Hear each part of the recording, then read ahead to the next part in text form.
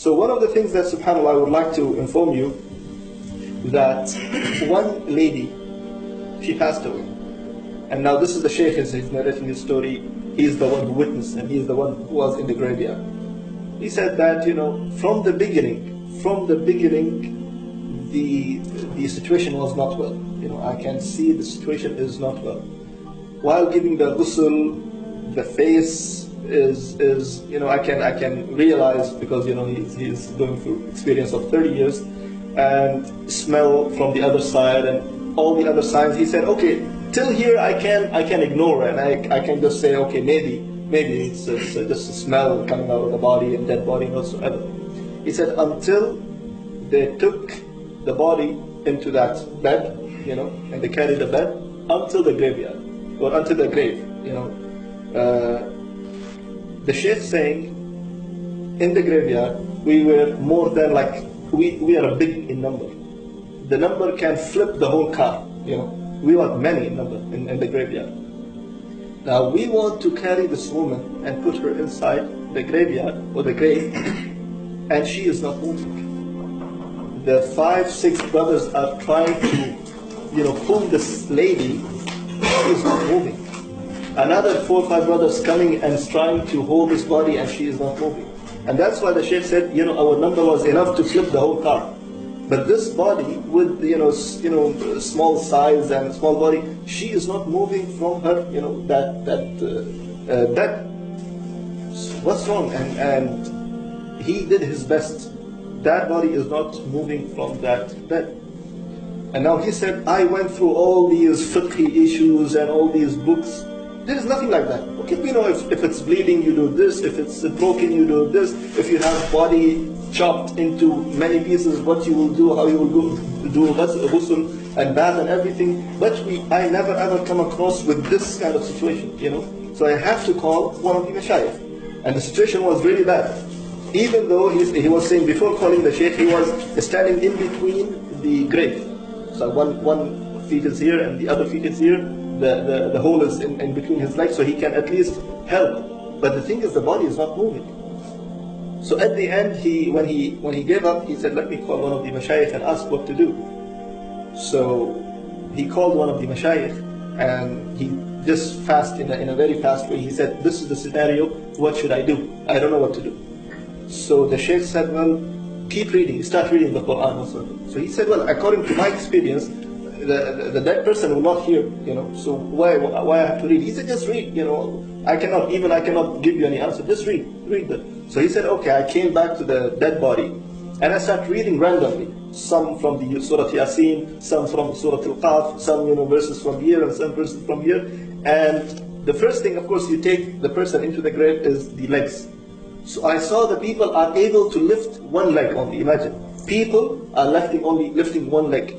So he said, Alhamdulillah, at least something better than nothing. So he said, keep reading and reading and reading. And 3 of the sons of this lady, they carry the body inside the grave, and he is still reading.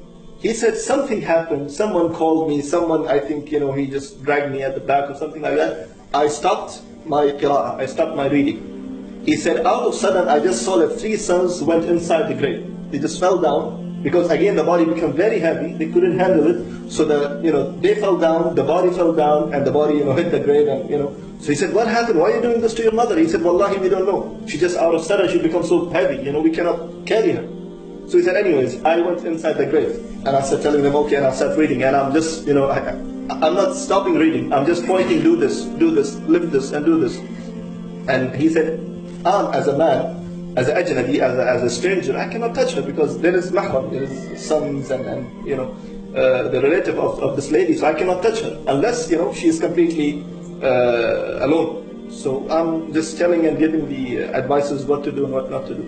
And one of the sons, he's crying, continuously crying. So the Shaykh said, what's wrong? What's wrong? He said, Shaykh, Allah khallik, may Allah save you. Don't say anything. Just protect, or what you call istar ala ummi, means just make sitr, just protect, and don't say anything about my mother to anyone. He said, I didn't see anything, What you talking about? He said, that's it, Sheikh. I'm just telling you, please protect the name of my mother at least. The Sheikh couldn't understand anything. And then the Sheikh wants to come up, and before coming up from the grave, the son said, may I see my mother's face? The Sheikh said, okay, let me come out of the grave, and you see your mother's face. I cannot, see. So the Sheikh came out, and then the son saw the face. He came out as well, crying a lot, and made the defen and everything. And the son actually, he promised the Sheikh while they were in the grave that I will tell you, but don't say anything to people. I will tell you later on once we are outside the grave. So once it's done and the son is crying, he took him into the side. The Sheikh said, what's wrong? Why are you crying? And he said, no, I will not tell you. He said, you promised me. You promised me you will tell me. He said, no, I cannot tell you, Sheikh. He said, why you promised me and you have to fulfill your promise. He said, I have to just tell you one thing. That the woman that we just buried, she is not my mom. She was not my mom. The Sheikh said, I have the paper. It's your mother and this is her name and this and that. He said, Wallahi, Sheikh, I swear by Allah, when you gave her ghusl, I was there. When you gave her the bath, I was there.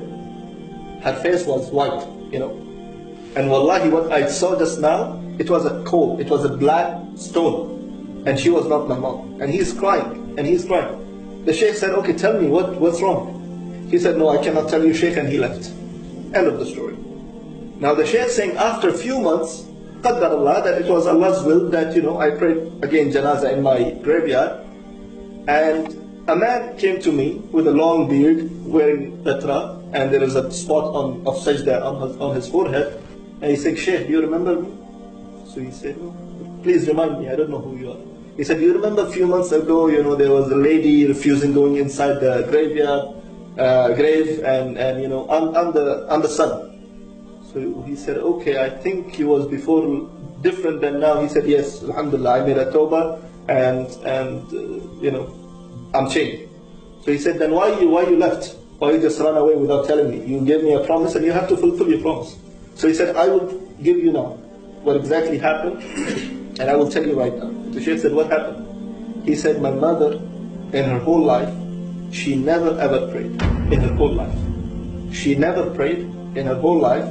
That was the reason that she is refusing to go, and even now it's a dead body.